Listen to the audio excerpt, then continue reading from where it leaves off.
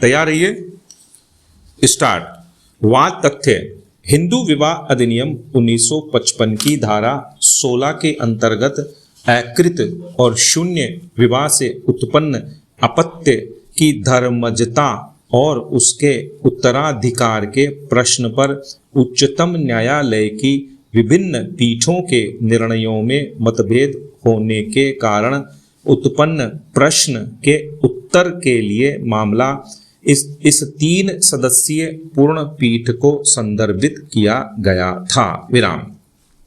जीनिया कियोटिन बनाम कुमार सीताराम मांझी 2003 21 SCC 730 के निर्णय का अनुसरण करते हुए नीलम्मा बनाम सरोजम्मा 2006 9 SCC 612 तथा भरथा माथा बनाम आर विजया रंगनाथन 2010 11 SCC 483 के मामलों में दिए गए निर्णयों पर संदेह व्यक्त करते हुए इस मुख्य मामले रेवन्ना सिद्धप्पा बनाम मल्लिकार्जुन 2011 11 SCC 1 में निर्णय देते समय खंडपीठ ने कुल 8 बिंदुओं पर संदेह व्यक्त करते हुए उन पर स्पष्टीकरण निर्धारण के लिए इस मामले को वृहद पीठ के लिए संदर्भित कर दिया था। विराम। पैरा। अधिनियम की धारा 16 से संबंधित जिन 8 बिंदुओं पर खंडपीठ ने संदेह व्यक्त किया था उनका केंद्रीय प्रश्न था कि क्या कोई अपत्य जिसे धारा 16(1) और 16(2) के अंतर्गत विधिक सक्षमता प्रदान की गई है, धारा 16(3) के प्रभाव में अपने माता पिता की पैतृक सहदायिक संपत्ति में हकदार होगा अथवा अपत्य केवल अपने माता पिता की स्व अर्जित पृथक संपत्ति में ही हकदार होगा। विराम। तदनुसार पूर्ण पीठ ने विचार के लिए 2 निम्न मुख्य प्रश्न विरचित किए। विराम। पैरा।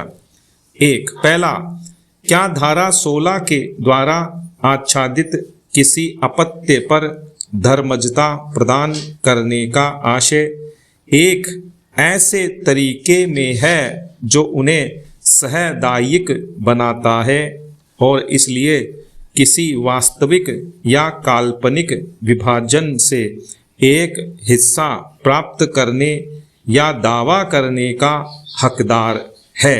पैरा। 2। दूसरा, किस बिंदु पर कोई विनिर्दिष्ट संपत्ति माता पिता की संपत्ति होने में परिवर्तित होगी। विराम। पैरा। इस पूर्ण पीठ ने प्रश्नों पर विचार किया और संबंधित विधिक प्रावधानों एवं उन पर इस न्यायालय के समर्थनीय निर्णयों पर विचार करने के बाद अपना निम्न निर्णय निष्कर्ष दिया। विराम। पैरा। निर्णय 1। संदर्भित बिंदुओं और हमारे समक्ष उठे प्रश्नों पर हमारा निष्कर्ष निम्नवत है। पैरा। 1। हिंदू विवाह अधिनियम 1955 की धारा 16 इसकी उपधारा 1 की शर्तों में ऐसे किसी विवाह के अपत्य को सांविधिक रूप से धर्मजता प्रदान करती है जो विवाह धारा 11 के अधीन एकृत और शून्य है, इस बात के होते हुए भी कि पैरा क ऐसे बालक का जन्म हिंदू विवाह संशोधन अधिनियम 1976 के प्रारंभ होने के पूर्व हुआ हो या उसके पश्चात। पैरा ख उस विवाह के संबंध में अकृतता की आज्ञप्ति इस अधिनियम के अधीन प्रदान की गई हो या नहीं और विवाह इस अधिनियम के अधीन अर्जी से भिन्न आधार पर शून्य अभी निर्धारित किया गया है। विराम। पैरा 2। धारा 16 की उपधारा 2 की शर्तों में जहाँ की कोई शून्य करणीय विवाह धारा 12 के अंतर्गत अकृतता की अज्ञप्ति के द्वारा अकृत कर दिया गया है, ऐसी अज्ञप्ति की जाने के पूर्व जनित या गर्भहित कोई अपत्य अकृतता की अज्ञप्ति होने के बावजूद उनका धर्मज अपत्य समझा जाएगा, इस बात के होते हुए भी कि अकृतता की किसी अज्ञप्ति के बजाय यदि विवाह विघटन की अज्ञप्ति पारित की गई होती, अपत्य विवाह के पक्षकारों का धर्मज अपत्य होता। विराम। पैरा 3।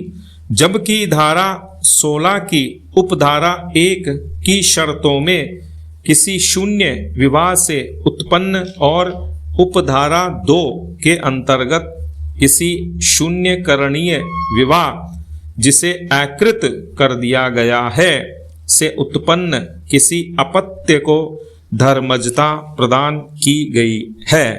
विधायिका ने उपधारा 3 में निर्दिष्ट किया है कि ऐसा अपत्य अपने माता पिता की संपत्ति में या के लिए अधिकार धारण करेगा और न कि किसी अन्य व्यक्ति की संपत्ति में। विराम।